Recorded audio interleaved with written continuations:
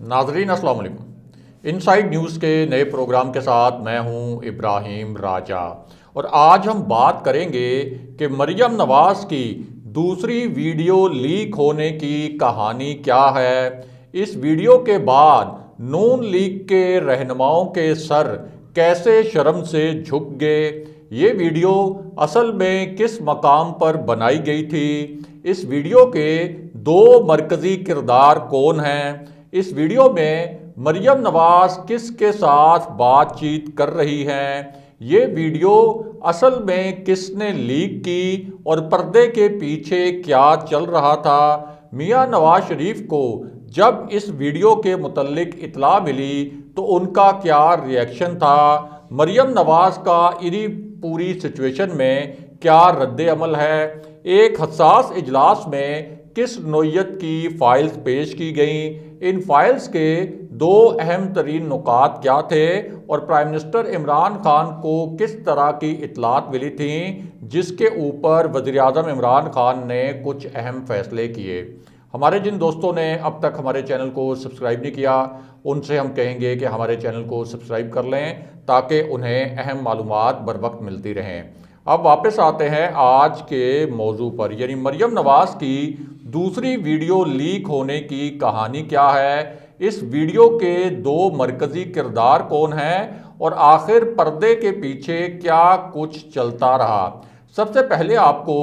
एक अहम और ताज़ा खबर से आगाह करते हैं क्योंकि इस खबर में कुछ नए हक़ाइक़ और कुछ नए इंकशाफात सामने लाए गए हैं। ये ऐसे इंकशाफात और ऐसे हक़ाइक़ हैं जो इससे पहले सामने नहीं आए थे, जो इससे पहले मंजर आम पर नहीं लाए गए थे, लेकिन अब इन नए हक़ाइक़ और इन नए इंकशाफात की बाज़ाब्ता तस्दीक की गई है। और ये जो मामला है ये जस्टिस साकिब निसार की जाली तौर पर बनाई गई ऑडियो के हवाले से भी है जो 3 सनसनीखेज वजूहात की बिना पर जाली साबित हो चुकी है और राना शमीम के जाली हलफनामे के मुतल्लिक भी है जिसके मुतल्लिक अब ये तस्दीक हुई कि इस हलफनामे से पहले जज राना शमीम ने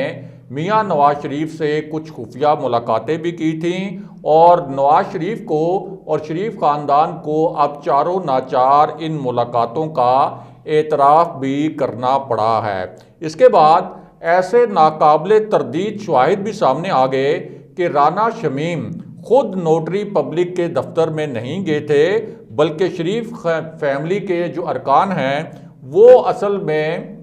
राना शमीम को नोटरी पब्लिक के दफ्तर में खुद लेकर गए थे। जब ये तमाम शवाहिद शरीफ ख़ानदान के सामने रखे गए और उनसे इस बारे में सवालात किए गए तो अब शरीफ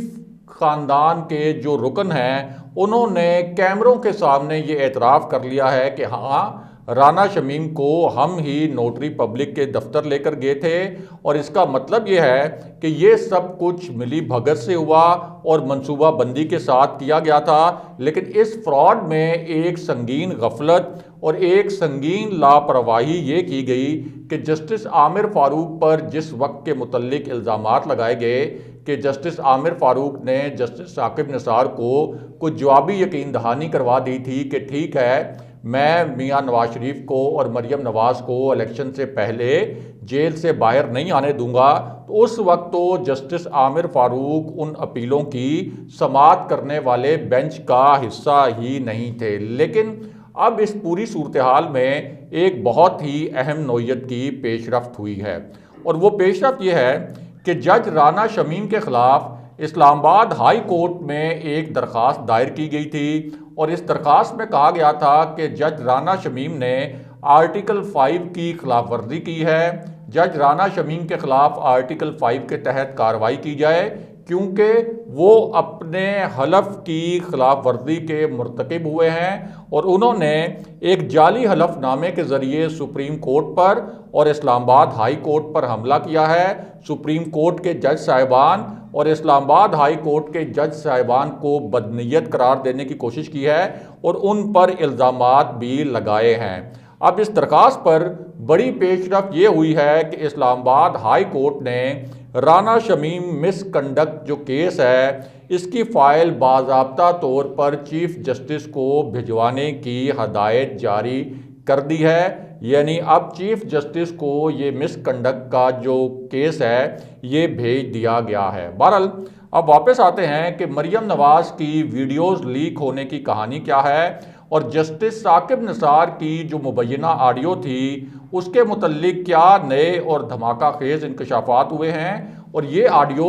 کس مقام پر بنائی گئی تھی۔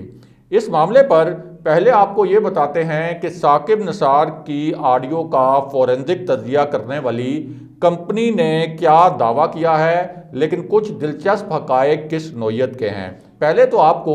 یہ جو کمپنی ہے اس کے دعووں سے آگاہ کرتے ہیں۔ اب یہ جو آڈیو لیک کرنے والا ادارہ تھا یعنی فیکٹ فوکس، جس نے جسٹس ثاقب نثار کی ایک آڈیو لیک کی اور یہ دعویٰ بھی کیا کہ یہ آڈیو ٹیمپرڈ نہیں ہے، یہ آڈیو ایڈیٹڈ نہیں ہے،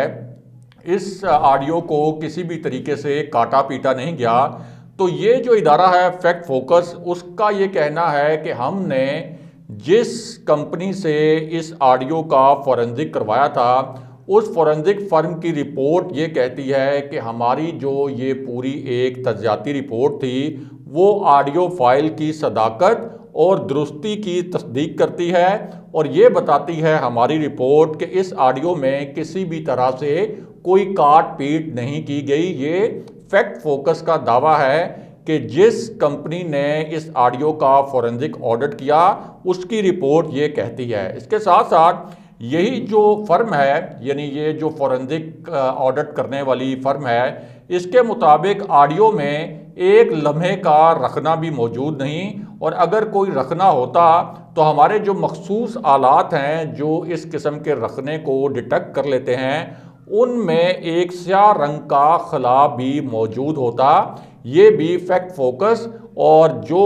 یہ کمپنی ہے جس نے یہ فورینزک آڈٹ کیا ہے اس کا دعویٰ ہے۔ اسی فرم کے مطابق فورینزک کرنے والے مخصوص آلے میں سیاہ رنگ کا کوئی خلا نظر نہیں آیا، اور آڈیو کے شروع اور آخر میں سیاہ خلا اصل میں یہ نشاندہی کرتا ہے کہ آڈیو کہاں سے شروع ہوئی اور کہاں پر ختم ہوئی۔ اس کے ساتھ ساتھ اس فرم نے یہ بھی کہا کہ ریکارڈنگ کے 2.8 سیکنڈ کے بعد ریکارڈنگ بٹن کے کلک کرنے کی آواز سنائی دیتی ہے، لیکن اس کہانی میں ایک بہت بڑا ٹوسٹ بھی ہے، یعنی ایک طرف فیکٹ فوکس کا دعویٰ، ایک طرف یہ جو کمپنی ہے جس نے یہ دعویٰ کیا کہ ہم نے اس آڈیو کا ایک فورینزک آڈٹ کیا ہے اور اس آڈیو کو ہم نے درست پایا ہے۔ ایک طرف یہ دعویٰ، لیکن دوسری جانب اسی معاملے میں ایک ڈرامائی موڑ بھی ہے، اور وہ موڑ یہ ہے کہ اس آڈیو میں استعمال کیے گئے الفاظ جسٹس ثاقب نثار کی مختلف تقریروں سے لیے گئے۔ یہ تقریریں جسٹس ثاقب نثار نے مختلف بار کونسلز میں اور مختلف قانونی فورمز پر کیمروں کے سامنے کی، یعنی یہ کسی نجی محفل کی گفتگو نہیں تھی۔ اس کے بعد ان تقریروں سے مخصوص الفاظ اٹھائے گئے، ان الفاظ کو آگے پیچھے کیا گیا اور یوں ایک جعلی آڈیو بنائی گئی، اور ثاقب نثار کی جن تقریروں سے الفاظ نکال کر یہ جعلی آڈیو بنائی گئی ان تقریروں کی ویڈیوز بھی اب سامنے آ چکی ہیں، اور اب اس جعلی آڈیو کو درست قرار دینے والی کمپنی بھی خاموش ہے، اور یہ سوالات بھی کھڑے ہو گئے ہیں کہ کیا اس کمپنی کو بھی شریف خاندان نے کوئی رشوت وغیرہ دی تھی کہ آپ نے ہر صورت میں اس آڈیو کو درست قرار دینا ہے، کیونکہ اب ایسے ناقابل تردید شواہد سامنے آ چکے ہیں کہ ثاقب نثار کی وہ تقریریں اور وہ ویڈیوز ان کی تقریروں کی کہ جہاں سے الفاظ کو کاٹ کر اس آڈیو میں استعمال کیا گیا، یہاں تک کہ نون لیگ کے جو قریبی کئی دانشور ہیں جو پہلے اس آڈیو کو اصلی قرار دے رہے تھے اب اپنے موقف سے پیچھے ہٹتے نظر آ رہے ہیں، کیونکہ ان کو بھی یہ معلوم ہو چکا ہے کہ یہ آڈیو جعلی تھی، لیکن یہ کہانی یہاں ختم نہیں ہوئی۔ یعنی یہ نہیں ہے کہ اب اگر یہ آڈیو جعلی ثابت ہو گئی ہے تو یہ کہانی ختم ہو گئی ہے، بلکہ یہ جو کہانی ہے اس لیے ختم نہیں ہوئی کہ اب مریم نواز کی بھی کچھ نئی آڈیوز اور ویڈیوز لیک ہوئی ہیں، لیکن ان ویڈیوز کے لیک ہونے سے پہلے بھی ایک بڑی ہی پراسرار نوعیت کی سرگرمی ہو رہی تھی اور اس سرگرمی کو بھی بہت مشکوک نظر سے دیکھا جا رہا تھا، اور وہ سرگرمی یہ تھی کہ پاکستان میں نون لیگ کے کچھ رہنما، خاص طور پر ایسے رہنما جن کے متعلق یہ گہرا تاثر موجود ہے کہ وہ میاں نواز شریف کے کیمپ کے رہنما ہیں اور مریم نواز کے کیمپ کے رہنما ہیں، یہ پچھلے ایک ہفتے سے بہت زیادہ ایکٹیو تھے اور اس قسم کے دعوے بھی کر رہے تھے کہ پاکستان کے سیاسی منظرنامے میں کوئی بھونچال آنے والا ہے اور پاکستان کی سیاسی مارکیٹ میں کوئی اس طرح کا سکینڈل آنے والا ہے جو سیاست کا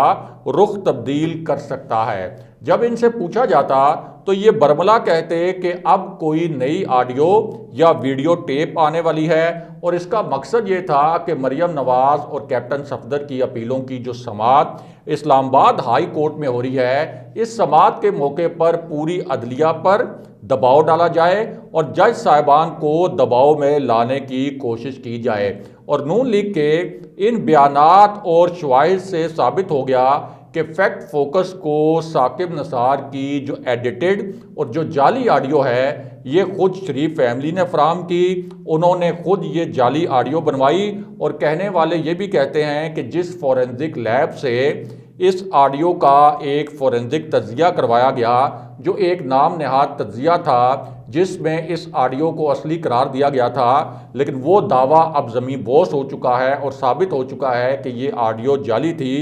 تو کہنے والے یہ کہتے ہیں کہ اس فورنزک لیب کا جو خرچہ تھا وہ بھی شریف فیملی نے برداشت کیا، لیکن اب اس لیب کا جو تجزیہ ہے وہ ثبوتوں کے ساتھ جعلی ثابت ہو چکا ہے۔ اب اس پوری صورتحال میں مریم نواز کی بھی کچھ نئی آڈیوز اور ویڈیوز لیک ہوئی ہیں اور ان آڈیوز اور ویڈیوز میں مریم نواز کی جو آواز ہے وہ بڑے ہی صاف انداز میں اور بڑے واضح انداز میں سنی جا سکتی ہے، اور یہ جو نئی آڈیوز اور ویڈیوز ہیں اس میں سنا جا سکتا ہے کہ مریم نواز کسی کو بڑی خاص قسم کی ہدایات دے رہی ہیں، یہ ایک مخصوص قسم کا ماحول ہے اور ممکنہ طور پر یہ جو ہدایات تھیں یہ وزارت اطلاعات کو دی جا رہی تھیں، اور یہ آڈیوز اور ویڈیوز اس وقت کی لگتی ہیں جب مسلم لیگ نون حکومت میں تھی اور مریم نواز سرکاری خرچ پر انہوں نے وزیراعظم آفس میں اپنا سوشل میڈیا سیل بھی قائم کیا تھا، یعنی نون لیگ کا سوشل میڈیا سیل بھی قائم کیا تھا جس کا خرچ سرکاری آپ کہہ سکتے ہیں کہ کھاتوں سے ادا کیا جا رہا تھا، اور اسی طرح مریم نواز پورا میڈیا جو ہے وہ وزیراعظم ہاؤس میں بیٹھ کر کنٹرول کرتی تھیں۔ یہ ایک اوپن سیکرٹ ہے کہ اس وقت مریم نواز کو یہ ذمہ داری دی گئی تھی اس وقت کے پرائم منسٹر میاں نواز شریف کی جانب سے کہ مریم نواز میڈیا کو ہینڈل کریں گی، یہاں تک کہ مریم نواز یہ بھی طے کرتی تھیں کہ کس ٹی وی پروگرام میں مسلم لیگ نون کے کون سے لیڈرز جائیں گے، اور ساتھ ہی کچھ ٹی وی پروگرامز کے حوالے سے تو اس طرح کے الزامات بھی سامنے آئے تھے کہ مسلم لیگ نون یہ بھی بتاتی تھی کہ اپوزیشن کی جانب سے